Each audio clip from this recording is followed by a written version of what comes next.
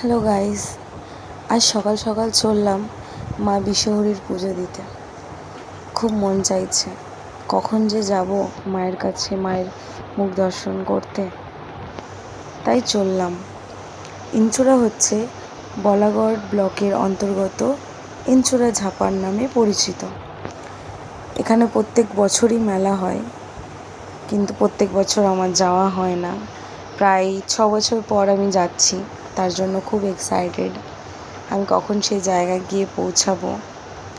সেখানে এত সুন্দরভাবে সব মেলা বসে। এভাবে বর্ষার সময় এই মেলাটা হয়। এত লোকজন, এত ভিড়। তার মধ্যে এই যে রাস্তা, আমি ভেবেছিলাম হয়তো এই রাস্তাগুলো এতদিনে ঠিক হয়ে গেছে, কিন্তু না, যেরকম ছিল সেরকমই রয়েছে। এরকমই গাড্ডা গুড্ডা পার করতে করতে যাচ্ছি মায়ের দর্শন দিতে, মাকে পুজো দিতে। কখন যে পৌঁছাবো, বসতে বসতে দেখতে দেখতে যাচ্ছি। আর এখানে সবথেকে এক্সাইটেডের একটা ব্যাপার আছে যে এই গ্রামের মধ্যে প্রত্যেকটা অনেকগুলো গ্রাম ক্রস করতে করতে যাচ্ছি আমরা দুজন। তো এত ওই মাইক টাইপের, প্রায় 30টা তো কমই বললাম, এরও বেশি মাইক লাগিয়ে এরা প্রত্যেকটা গ্রামের মোড়ে মোড়ে এত জোরে জোরে গান বাজায় এরা। তো এবারে দেখলাম সেটা নেই, শুধু দেখছি বক্সি, সব জায়গায় বক্সই রয়েছে, কোনো ওইরকম মাইক টাইক লাগানো নেই। এই করতে করতে প্রায় পৌঁছেই গেছি স্পটে।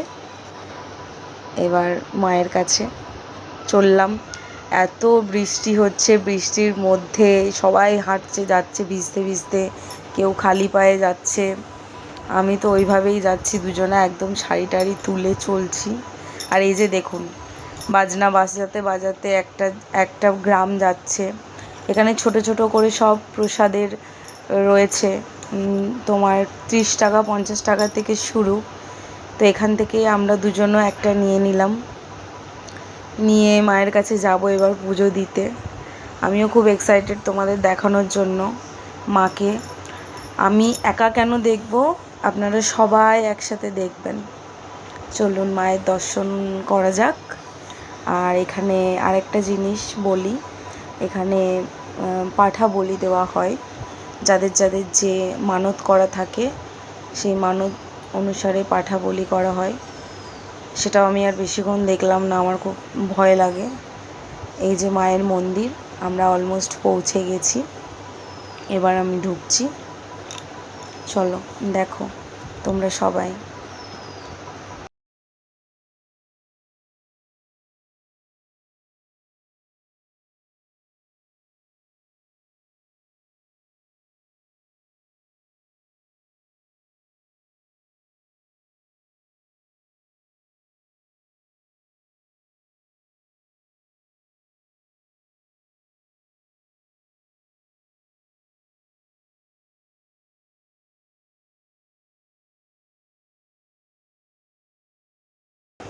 জয় মা বিশ্বহরীর জয়।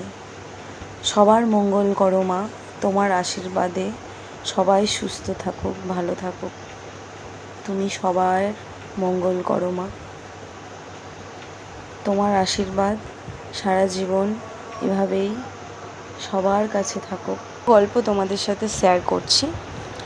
আমি আর আমার হাজব্যান্ড যখন প্রথম কথা বলতাম, তো ফার্স্ট আমরা দেখা করেছিলাম এই মেলায়। সালটা ছিল 2019 সাল। তখন দুজনে এসে দেখা করে যখন আমরা পুজো দিই, তখন আমার হাজব্যান্ডের হাতে একটা সিঁদুরের পাতা ফুল সমেত এসে পৌঁছায়। তো সেই সিঁদুরের পাতাটা দেখে আমার হাজব্যান্ড বলেছিল যে এই সিঁদুর দিয়েই একদিন তোমায় আমি বিয়ে করব। তো আমিও হেসে বলেছিলাম ঠিক আছে। তো আজকে সেই সিঁদুরের পাতাটা আমার হাজব্যান্ড নিয়ে আসে। আমাদের বিয়ের পর 1 বছর হয়ে গেছে আমাদের বিয়ে। তো এই সিঁদুরের পাতা দিয়েই আবার আমরা বিয়ে করলাম। সবাই আশীর্বাদ করো আমরা যাতে ভালো থাকি, সারা জীবন এভাবেই থাকি। বাই।